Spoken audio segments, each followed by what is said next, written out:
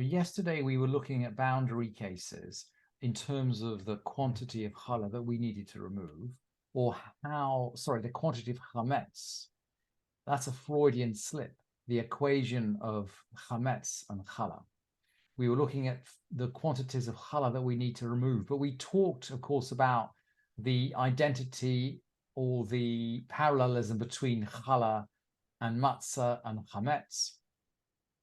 And today we're going to look at some more parallels, but we're going to go firmly back into the subject of chametz.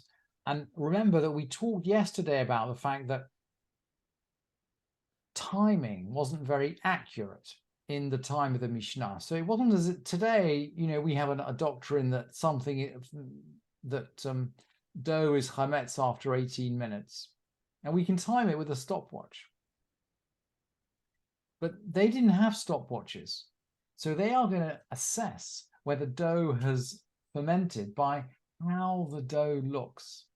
And today we're going to look at a Mishnah which deals very much with how the dough looks, how it looks in the bowl. And just in order to, and this Mishnah is full of puns. We're in the 7th Mishnah of chapter 3, the 5th Mishnah of chapter 3. This Mishnah is full of puns, and just to kick off, I wanted to just make sure that we all had a couple of words in our heads. And the word or the root se'ar, sin ein resh, spelled with an ayin, means hair. Sa'arot are hairs. So se'ar spelled with an ayin means hair. If we spell it with an aleph, sin aleph resh, it means leavening. It means yeast. So we're going to make a little bit of a play on words between hair and yeast, between se'ar and se'or. And if you don't believe me, by the way, I'm just going to remind you of the pasuk, which we've come back to time and time again. We come back to this pasuk. Matzot yechelet shivat hayamim. Matzot are going to be eaten for 7 days. Velo yara'eh lecha chametz, and chametz won't be found with you. Velo yara'eh lecha sa'or. The word for leaven in the Tanakh is sa'or with a sin and an aleph. Velo yara'eh lecha sa'or b'chol gvulecha. So we're going to play between sa'or and se'ar, between leavening and hair. Excuse me, pardon me, didn't mean to interrupt, but okay. For some reason there's a black screen on top of your view of the Mishnah. It's black. So you can't see the Mishnah. I'm not sure whether it's our machine or whether it's your machine. Let me just stop sharing and same is true on my machine. Yeah. Just let me just pause for a sec. That's better. Yeah, now we can see. Now the black screen has disappeared on our end. We can see the verses now. Okay.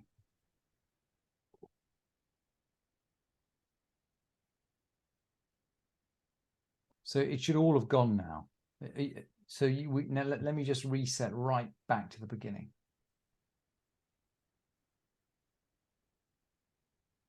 Okay, is that working? Yes. Yes. Yes. Great. Okay, let me pick up the theme again. So we're going to make a play on words between hair and between leaven, between se'ar and se'or. That's the first thing we need to have in our minds. And the second thing we need to have in our minds is that the root saduk means crack. So saduk means crack. So let's once we've got these words in our head, we can just play around with the Mishnah. But I just want you to have these words in your head. And I put them on the source sheet, by the way. I put them on the source sheet, and I put Jastro's definition on the source sheet too. So it's all sitting there for you if you want to come back to it. Let's have a look at the Mishnah. This is poetic, this Mishnah. 5th Mishnah of chapter 3. Si'ur isaref v'ha'ochlo patur. Siur must be burnt, and someone who eats it is exempt.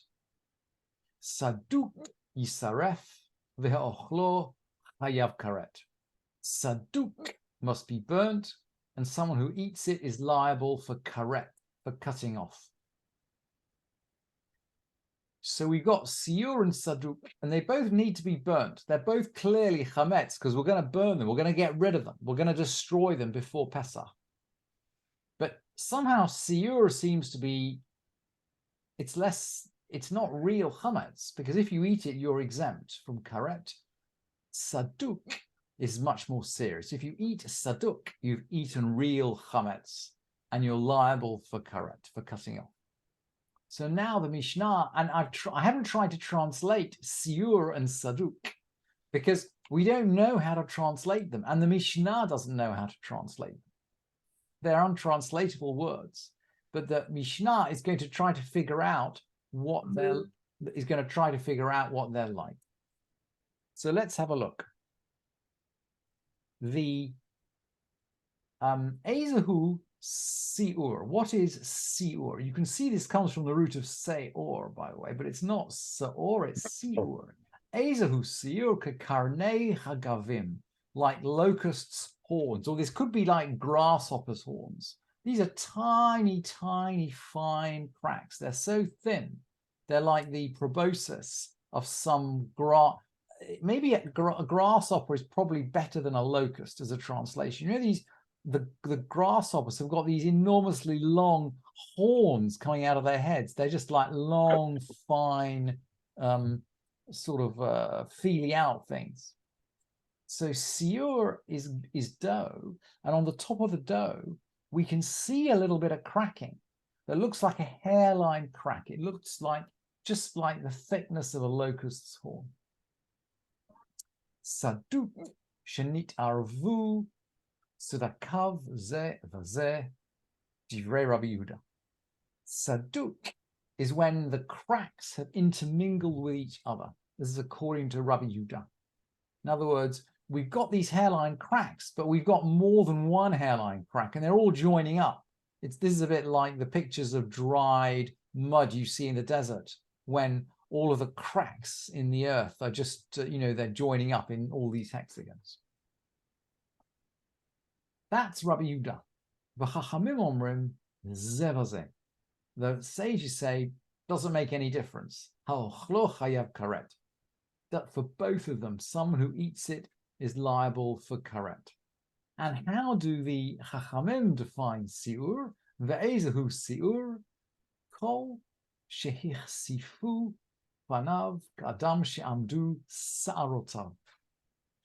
Kol shehichsifu panav k'adam she'amdu sa'arotav. What is siur? When its face is whitened, when its face is blanched. Whose face are we talking about? I think we're talking about the face of the dough here, but hang on, but here's the pun coming. Ka'adam she'amdu sa'arotov, like a man whose hair is standing up. When you're so scared that your hair stands up on end, then your face goes all white. And apparently the dough, when it's just beginning to ferment, it seems to go all white, like a man whose face is all blanched. I can't really.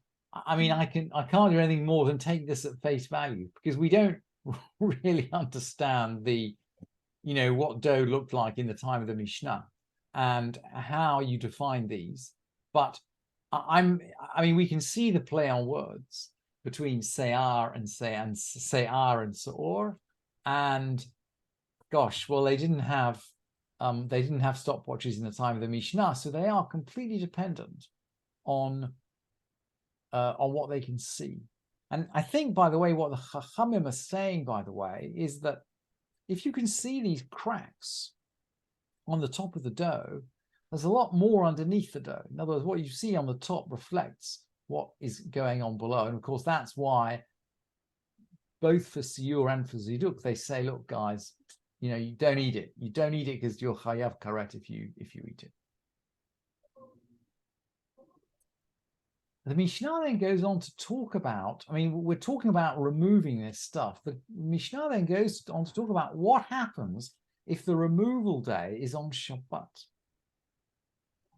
So if Pesach falls on Shabbat, that's not really a problem because we get everything ready for Pesach anyway.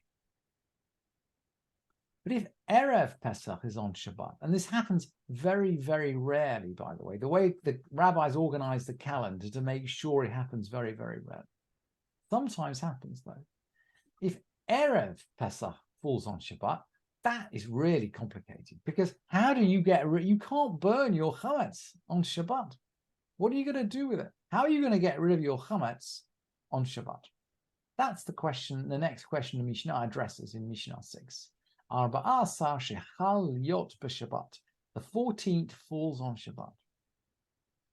And we're going to have Rabbi Meir now. Muvarin et hakol milifnei Shabbat divrei Rabbi Meir. Rabbi Meir says, look, we're going to get rid of everything before Shabbat. And that is pretty much our practice now.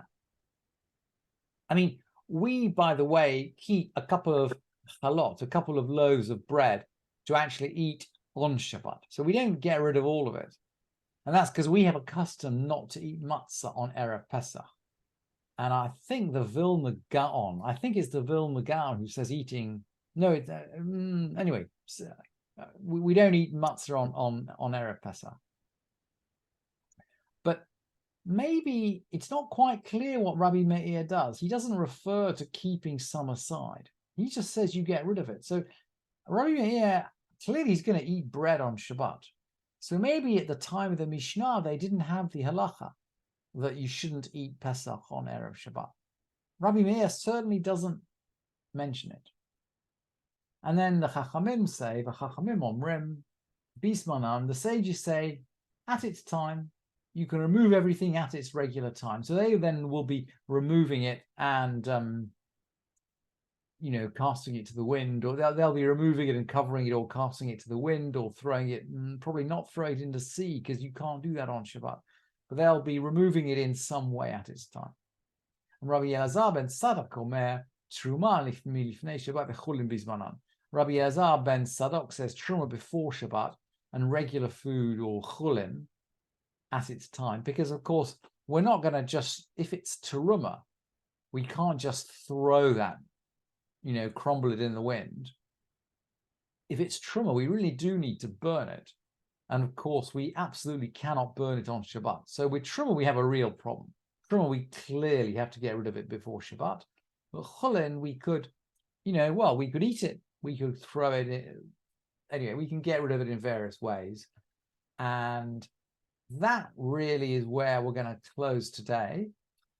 Next, that is where we're going to close today. And the rest of the chapter deals with what happens if we've forgotten something. But that's where we're going to close today, and we'll deal with that next time.